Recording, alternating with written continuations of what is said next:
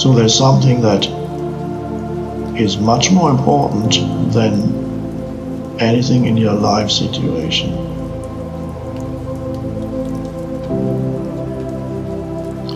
And that's the ability to be still. That's one way of putting it.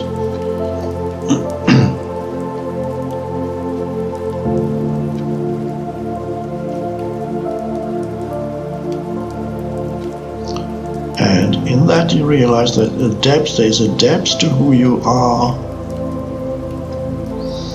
a presence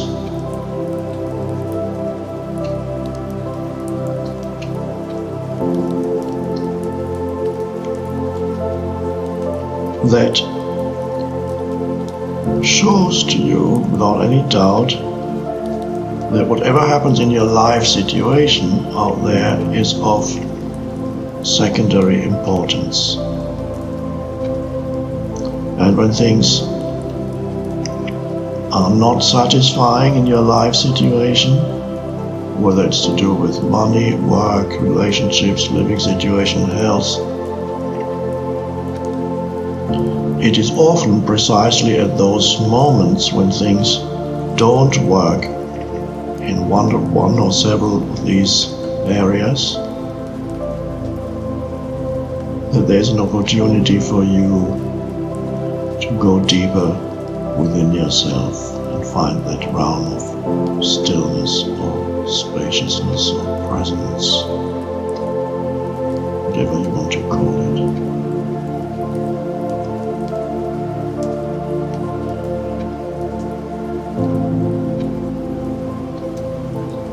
So you become, to some extent,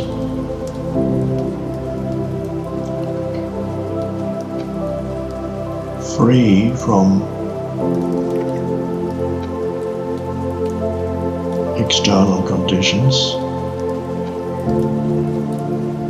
The conditions of your life, including the physical body, even that's still external,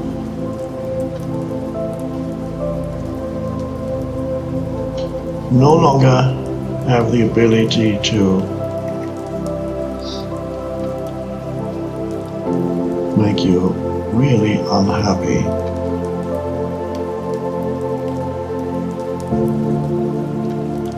Really upset and frustrated and fearful and anxious.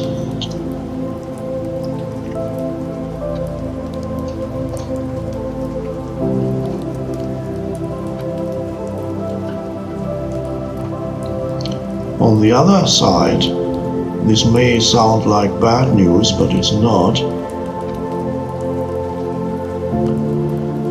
All these external things also lose their ability to make you really happy. Wow, yeah, I got it now. Yeah. You can still feel enthusiastic and enjoy life tremendously, whatever life gives you in the world of form. But there's always something transcendent in you, from where you observe and enjoy the beautiful things that come into your life. There is an enjoyment there.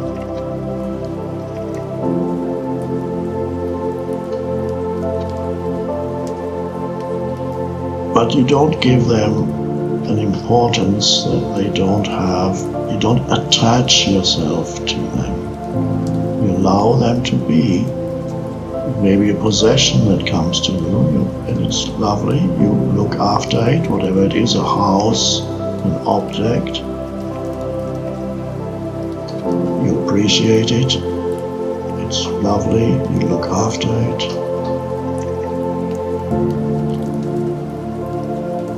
Without that strong sense of attachment, of mine.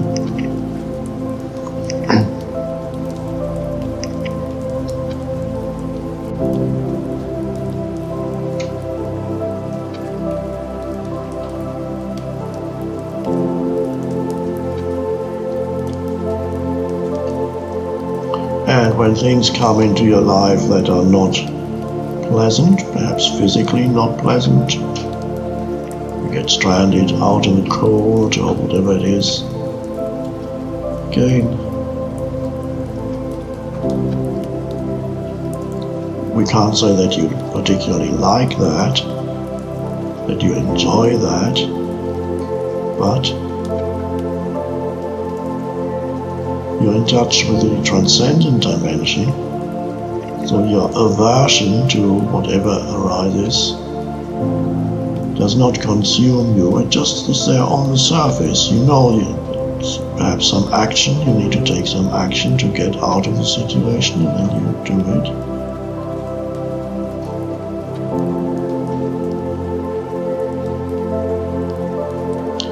So if you just take a very simple example, the weather. Of course you enjoy a beautiful sunny day.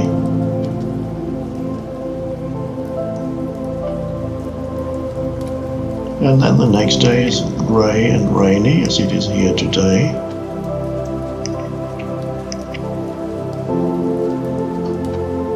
And yet there's a transcendent dimension in you where that makes absolutely no difference.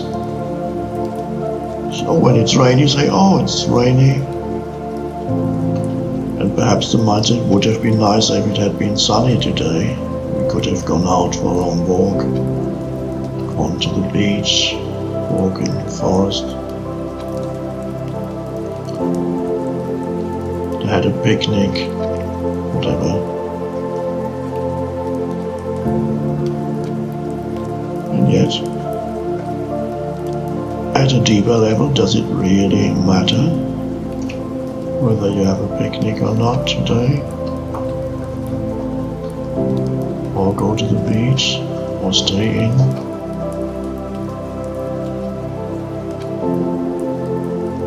The source of real enjoyment is never really out there, what happens out there. It arises out of the stillness within you.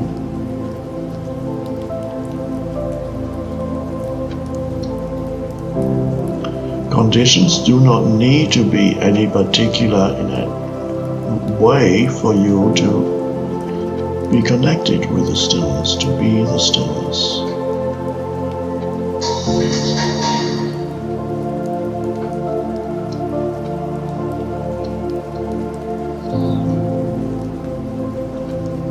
Did you hear that? That was a news flash on an iPad. What's happening? I have to look.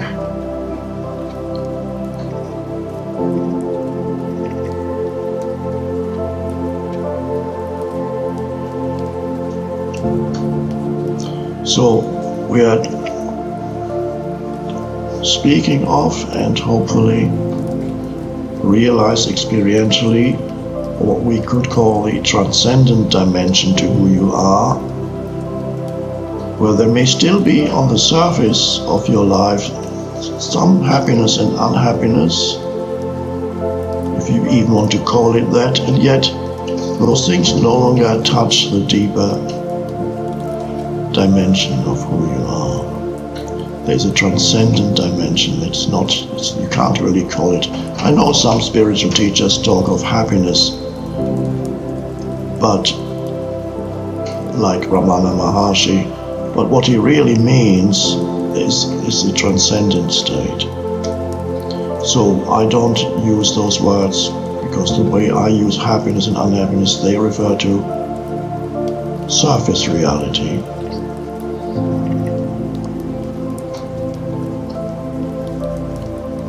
And surface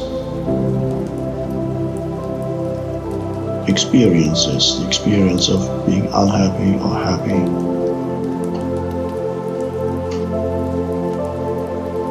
There is a transcendent state of presence, an inner peace that is beyond happiness or unhappiness. But it's very alive. You don't become dead inside.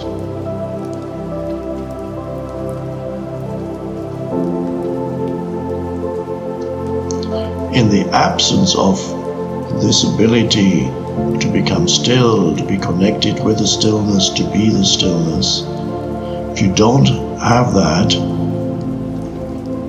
then it's better to experience happiness and unhappiness rather than deaden yourself completely and say, I don't want to feel anything anymore.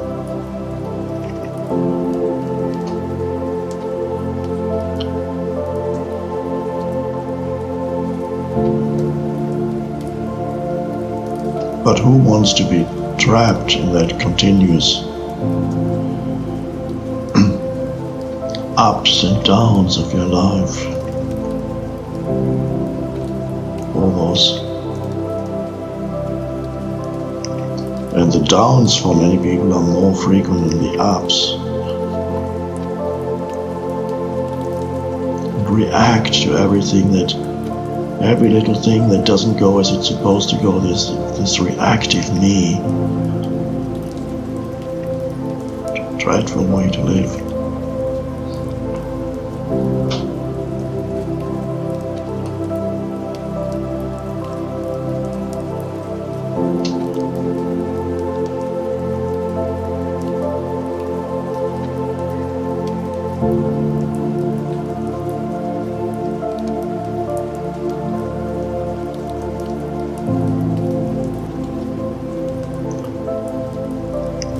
So, stillness, your best friend, always there for you. Don't get attached to those words, of course, it's much deeper than your friend, because stillness essentially is one with who you are. But as we approach it, I might occasionally use words just as temporary pointers.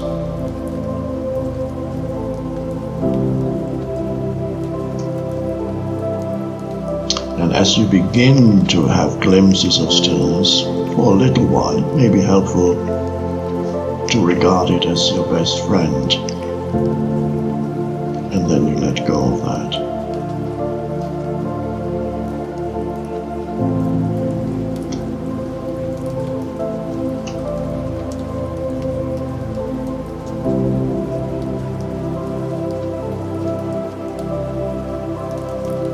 And please don't believe that stillness needs to be outside of you so that you can become still inside. In the midst of noise, you can be still.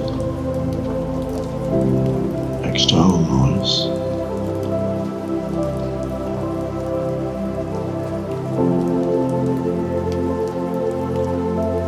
And as you probably know, the quickest way to become still in the midst of things, noisy things surrounding you, is to accept the present moment completely as it is, just this moment. It already is. People are screaming around you, whatever they do, this is what is. Traffic building up, whatever the situation in this moment already is as it is.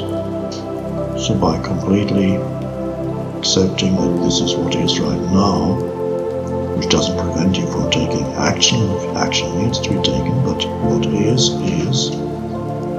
and by completely accepting what is, even if it's noisy or whatever, opens you up to this stillness.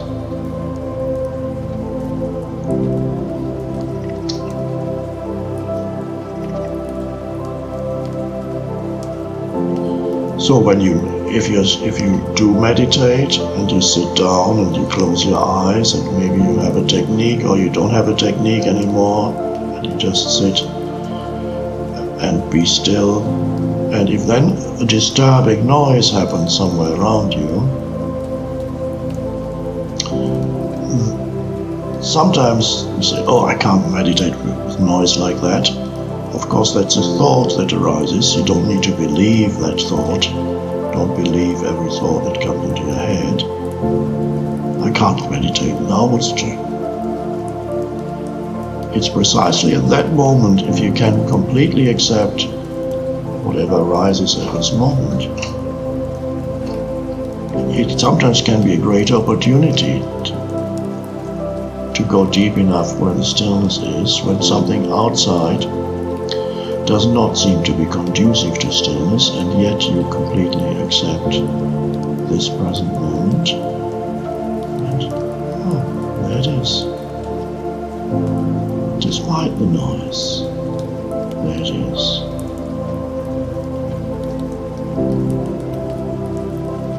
So spiritual awakening more often comes in spite of something, seemingly,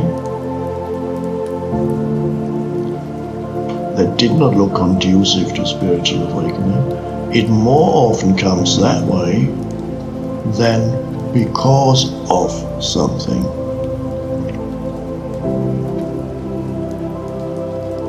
Because of would be a beautiful experience.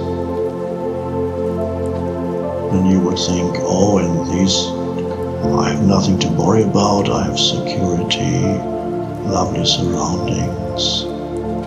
Now I have time for spiritual awakening. Do you? Maybe. Could be.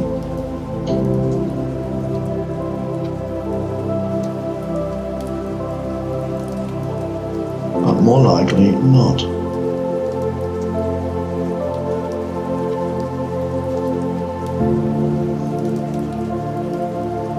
So here you are, let's say,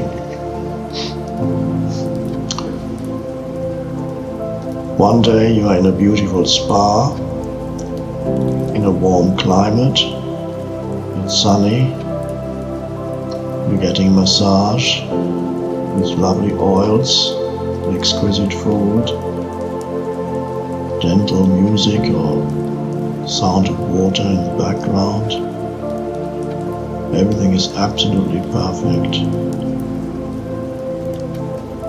A few weeks later, you get home, somebody falsely accuses you of something, you get put in prison, and there you are, extremely unpleasant, noisy surroundings, bad food, bad company.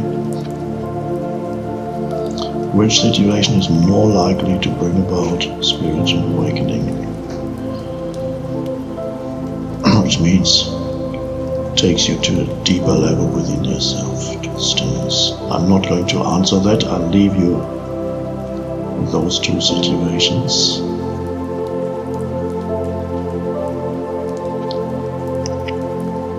Be still. Be at peace. Be at one with the present moment.